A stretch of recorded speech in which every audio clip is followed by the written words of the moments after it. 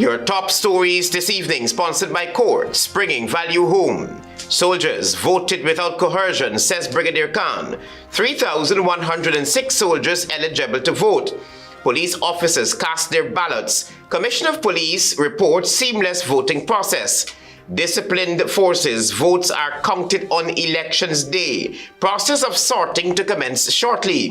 And APNU AFC raise alarm over violations of ballot secrecy. HGP Nightly News begins now.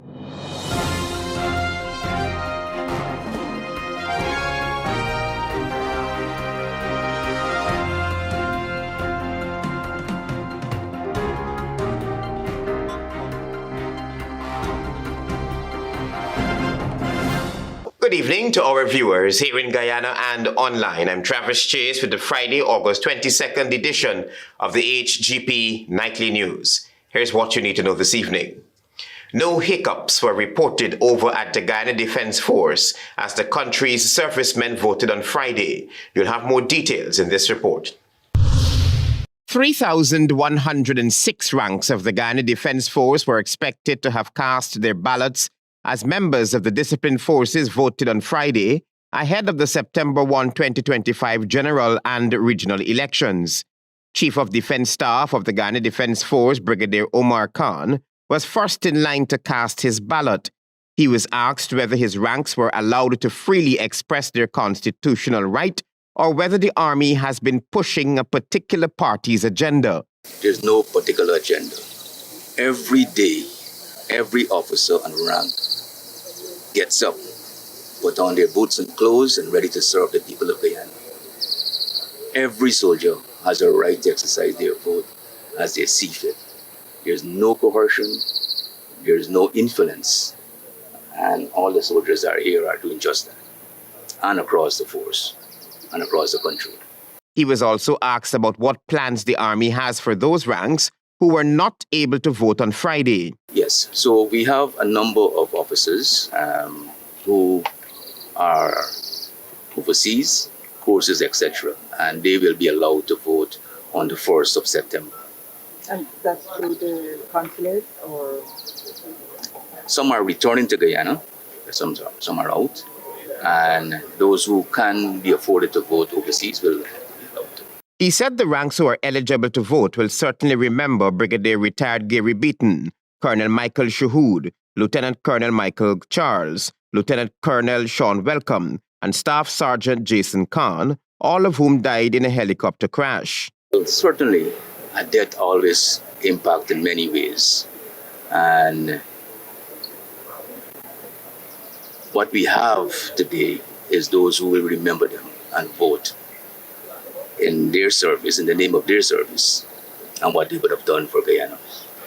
Meanwhile, according to GCOM, all polling stations closed at 6 p.m. on Friday.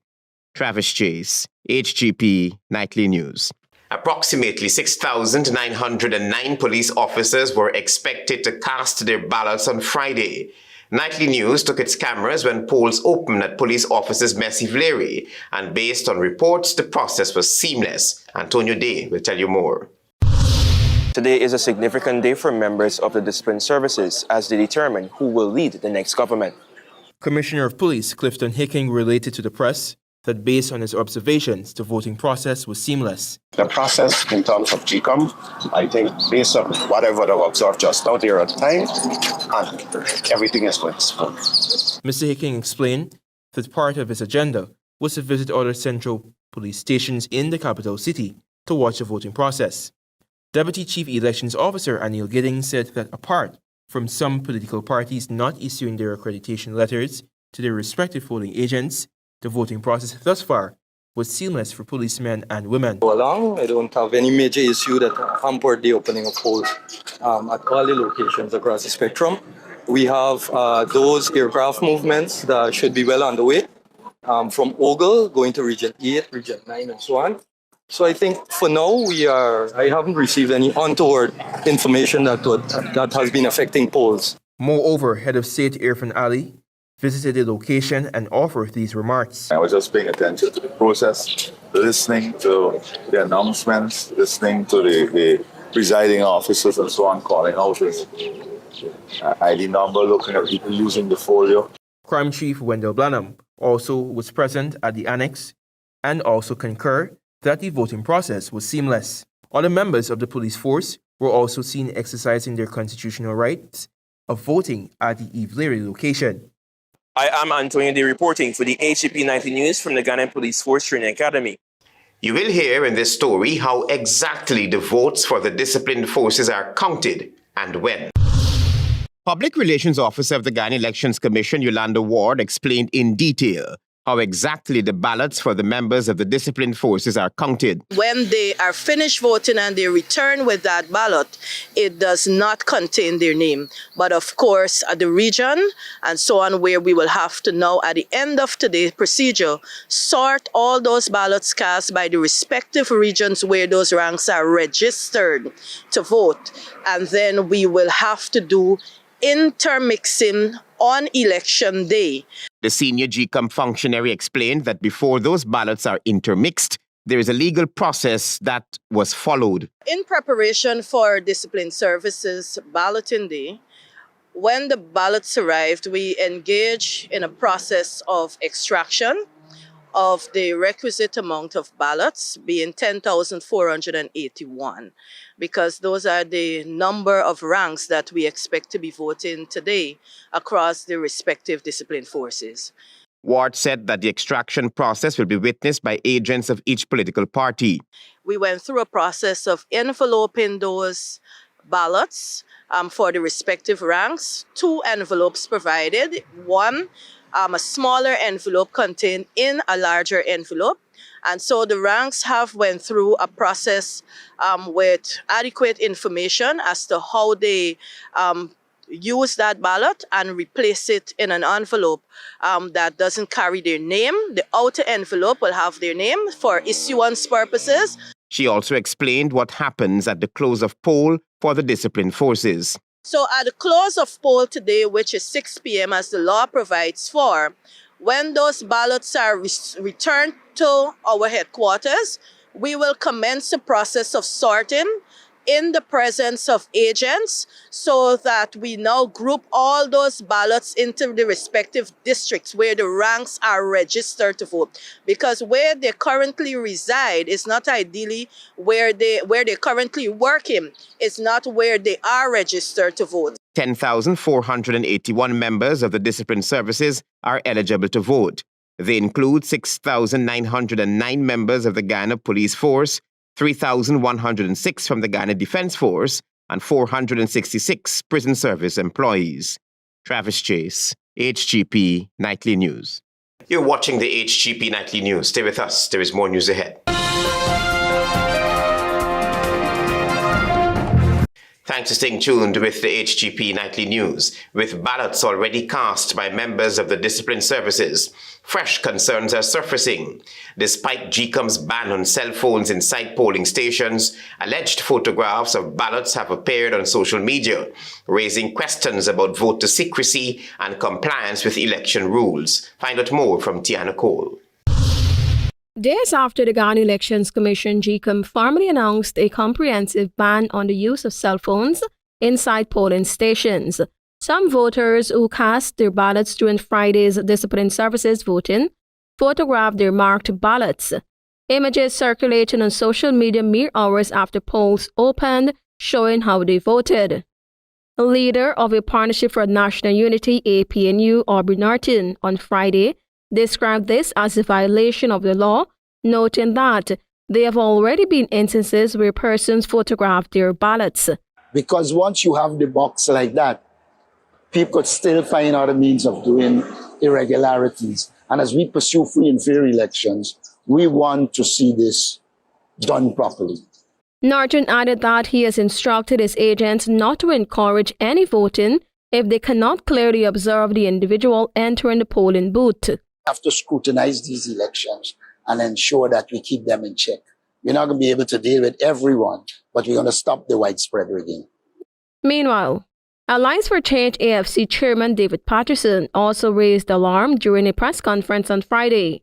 While members of the disciplined services cast their votes, he highlighted that Despite GCOM's ban, persons were still posting photographs of their ballots from inside the booth.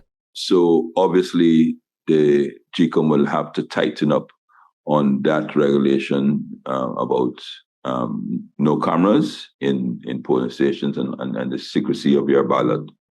Patterson further raised concerns regarding reports from his party's polling agents who indicated that a significant number of Ghana Defence Force GDF ranks voted without their identification cards, something he described as highly irregular and surprising. In every polling station from my reports here, there are at least 4 to 5 persons without ID cards, and it's particularly alarming in the hinterland areas where there are only small numbers of electors. He noted that this appears to be a trend they are monitoring closely, and a full statement will be issued at the conclusion of the exercise. It's about 5 to 6% of them voting without ID card. That is something that we have to pay attention to. On Tuesday, GCOM had formally announced its decision to ban the use of cell phones in polling stations on Election Day.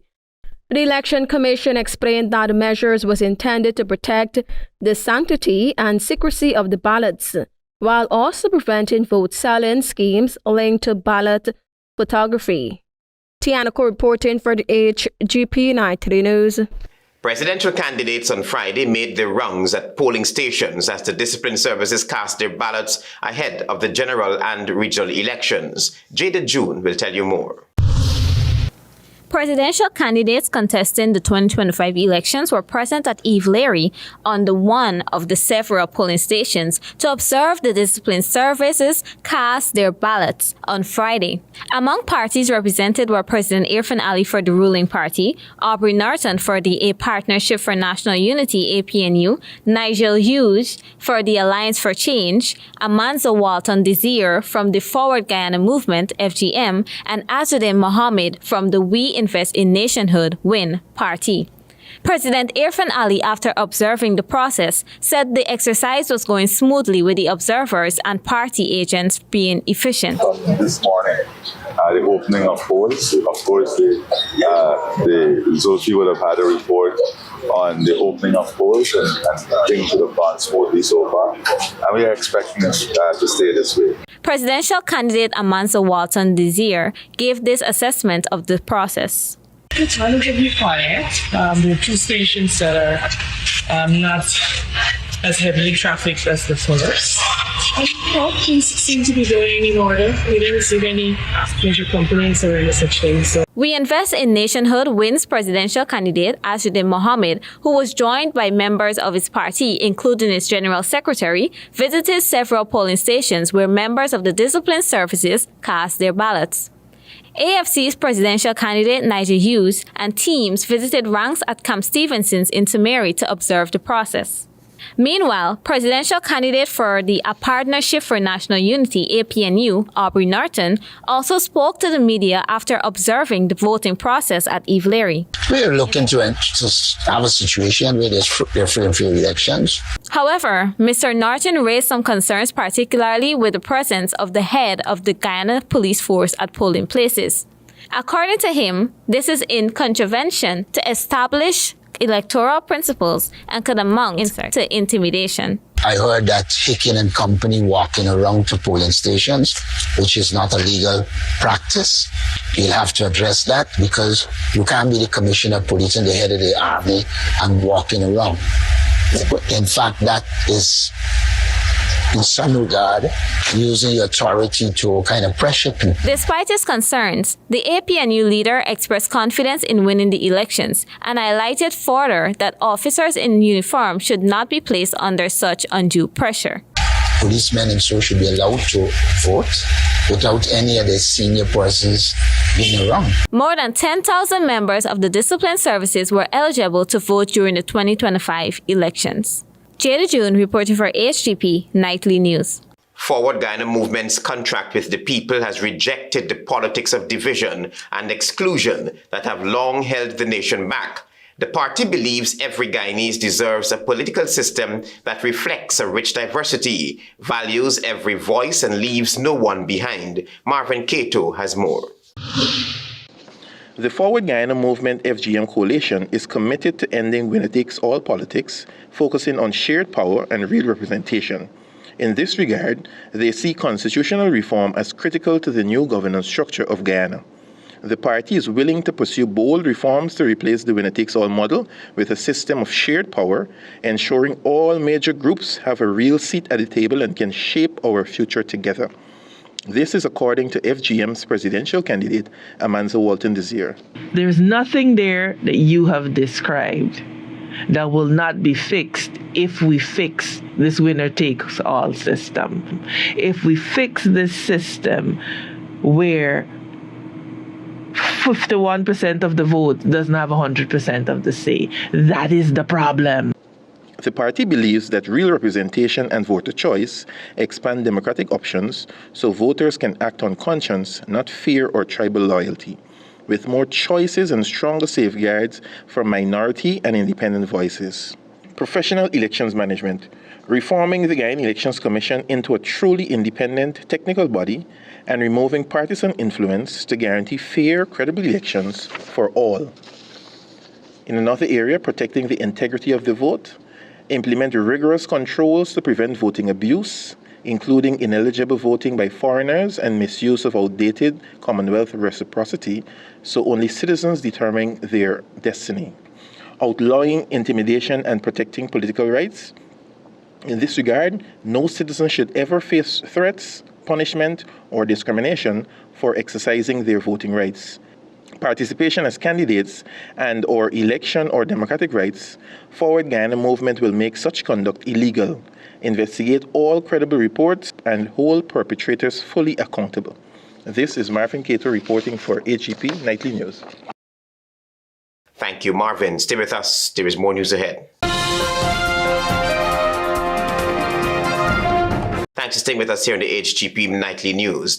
Meanwhile, the party's contract with the people speaks to a Guyana First foreign policy. It is their view that the local foreign policy has been too transnational and must return to a place where the best and the brightest are used to fashion our geopolitical interest. The Forward Guyana Movement FGM's contract with the people touts Guyana First foreign policy, which seeks to prioritize the needs of all Guyanese, especially the poor, youth, women, and rural communities in all policies and investments. That's according to the FGM's presidential candidate, Amanza Walton Desir. That there is no one party that will have all the answers or all of the people, which is why when it comes to our foreign relations and our foreign policy, bipartisan support with many of the challenges that we're going to face will be very, very important.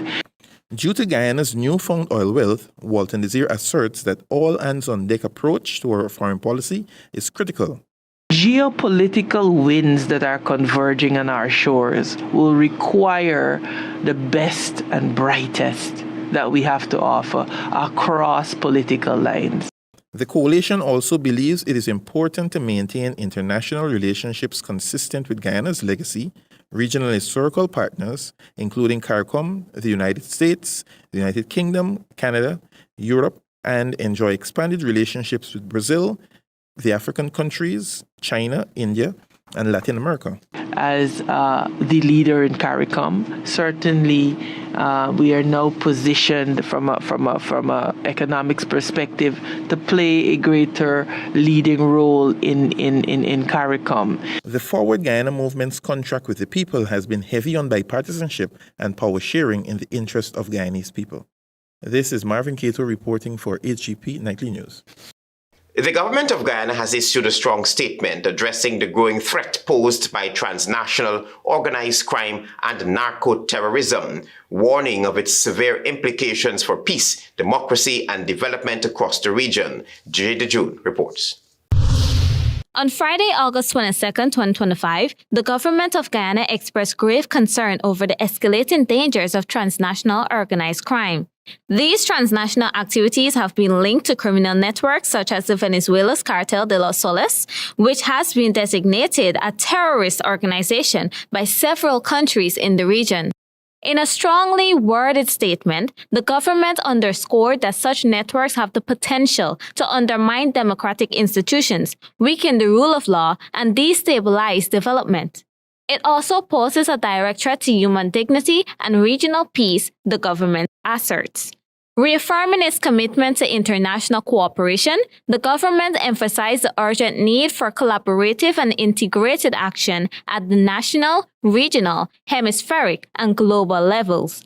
The statement also highlighted President Irfanali's pledge to ensure Guyana plays an active role in supporting initiatives aimed at dismantling criminal organizations. Guyana has also pledged to continue working closely with bilateral partners while supporting regional and global security frameworks. The government stressed that unity in confronting these threats is vital to safeguarding peace and maintaining the Caribbean as a zone of peace. Jada June reporting for HGP Nightly News. A young civil engineering student and Indigenous advocate is calling for greater equality and expanded educational facilities in hinterland communities to reduce disparities between coastal and remote areas. The young engineering student is optimistic that the next government will make this a priority. Antonio Day will tell you more. With Indigenous and Heritage Month stated for September 1, 2025, Nightly News features 21-year-old civil engineer student and Indigenous youth advocate Tatiana Norton. From Warramuri, the Guyana National Youth Council member and youth influencer under the Ministry of Human Services program aims to use her voice to break stigma against the nation's first peoples, especially in leadership and policy. In an exclusive interview with Nightly News, Norton, a civil engineering major, expressed her desire for more substantial structural development of educational facilities, especially in hinterland communities where inequalities still exist. I do think that the education sector has a lot to improve on for the Indigenous people in their own hometown. Better schools, better infrastructure, especially being an engineering student. I've noticed and I've seen also the infrastructure that the coastal land would have or would receive. Norton stated that whoever is elected to government in September needs to ensure that standardized facilities are available to assist the people of the hinterland. She said this challenge has forced residents to relocate to urban areas where opportunities and facilities are more accessible. I do think it's an investment that needs to be made for Indigenous youths, for them to benefit not just this generation, but the future generations to come, so that people, the young people, Indigenous youths can feel confident and feel empowered right in their hometown. While many diverse societies such as Guyana have cultural integration, the Indigenous youth advocate noted that many like herself have been subject to stereotypes and discrimination due to the ignorance of the culture of the nation's first peoples. Norton said that even in her field of study there are many few Indigenous women, which she plans to change through empowerment, workshops, and outreaches in schools. We can do way more than this stereotypes. We can break the barriers. We can break generational curses. We don't have to just stay at home, drop out of school, get pregnant, and these things. Those are all stereotypes. The former youth parliamentarian said that while many of her family members are uneducated, she and another relative have shattered glass ceilings in their community by attaining education at the tertiary level. Norton acknowledged that relocating to the coast from the hinterland was difficult in terms of cultural adjustment. She, however, urged youths to not see this as a deterrent to their goals and visions. The Guyana National Youth Council Inclusion Chairperson noted that soon she will be facilitating science, technology, engineering, and mathematics workshops in several riverine communities. Norton said that this forms part of a youth empowerment initiative to attract more Indigenous persons in that each cohort to join these fields. We encourage and advocate for persons to join the engineering capacity. We can get more engineers, get more Indigenous engineers, and get more men and women Guyanese into this field. Norton intends to use her expertise in civil engineering to solely contribute to the significant development of her community and further afield. I am Antonio De reporting for the HGP Nightly News. Stay tuned for your regional news.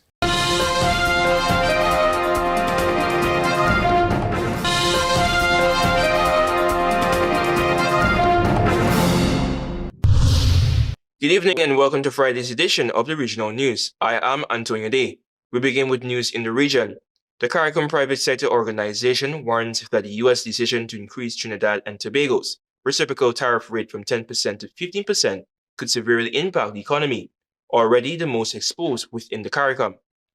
CPSO CEO Dr. Patrick Antoine noted that this increase heightens potential losses in vital sectors and undermines the historic trade relationship with the U.S. He emphasized that these new tariffs erode the preferential access that has long supported economic ties with the U.S., accelerating the negative effects on CARICOM's trade position. Antoine said that the America First policy and the April imposition of reciprocal tariffs were the wake-up call for the region, and that this latest adjustment to the 15% is a signal of need for rapid, coordinated action to safeguard competitiveness. The CPSO noted that before the April 9 tariff of 10% was imposed, CARICOM member states had duty-free access to the U.S. market under the CBI.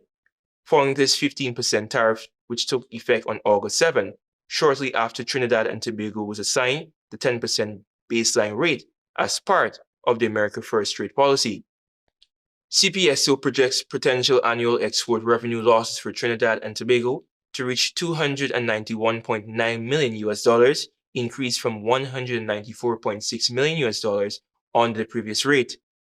The projected losses highlight a significant disparity between Trinidad and Tobago and other CARICOM states.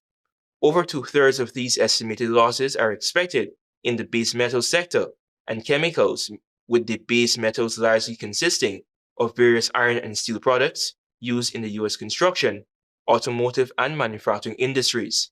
The chemicals category includes products such as anhydrous ammonia, methanol, and urea, which are critical inputs for fertilizer production, plastics, and other industrial processes.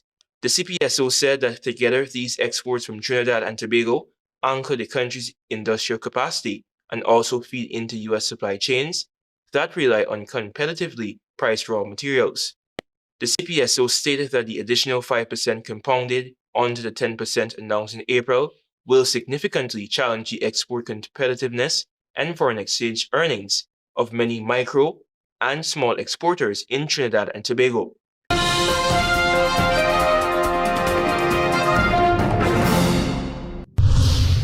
Continuing with news in the region, over 100 Cuban teachers are set to return to the classrooms next week under a new hiring framework adopted by the government following U.S. concerns about previous recruitment deals. Education Director Dominique McCartney-Russell stated that the teachers will resume their active contracts, while some will not return due to expired contracts. She emphasized that the importance of these educators amid ongoing shortages in various subjects, noting their support is crucial for providing opportunities for students. Despite early uncertainties among the teachers, McCartney-Russell anticipates their return. The government restructured its Cuban recruitment system after U.S. warnings that the prior model resembled forced labor, as leaked documents reveal that the Cuban government retained most of the salaries paid by the Bahamas. U.S. officials cautioned that the involvement in the scheme could result in visa sanctions for Bahamian officials and their families. In June, Health Minister Dr. Michael Darville announced that future Cuban professionals will be hired directly by the government rather than through intermediaries. Recruitment trips to Cuba have since been cancelled, with officials also turning to the United States, Canada, and retired Bahamian teachers to help close the gap. McCartney-Russell noted that 6 additional Cuban teachers were shortlisted at the ministry's job fair, but there is still a shortfall of 30 to 35 teachers. Vacancies include 8 language arts, 7 technical studies, 7 performing arts, 6 early childhood, 3 physical education, and 6 health and family life teachers. Belinda Wilson, president of the Bahamas Union of Teachers, criticized the ministry for canceling Cuban recruitment trips without consulting the union. Currently, 130 Cuban teachers are employed in Bahamian schools.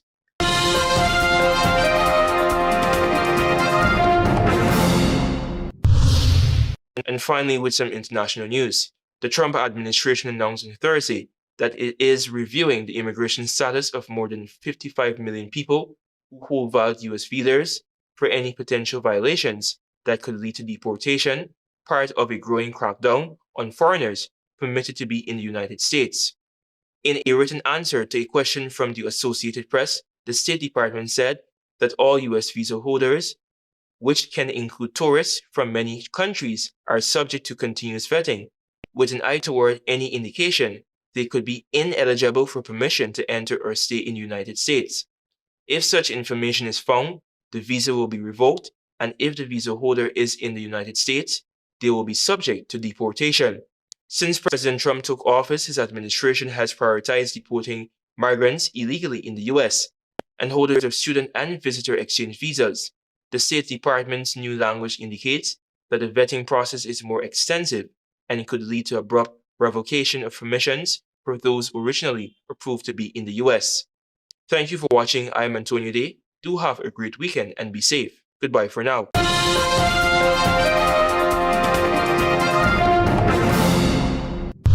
Soldiers voted without coercion, says Brigadier Khan. 3,106 soldiers eligible to vote. Police officers cast their ballots. COP HICKEN reports seamless voting process. Disciplined forces votes are counted on elections day. Process of sorting to commence Friday. And APNU AFC raise alarm over violations of ballot secrecy. Those are our major headlines. For these stories and more, please go to our website. It's www.hgptv.com. I'm Travis Chase. Thanks for watching. Goodbye.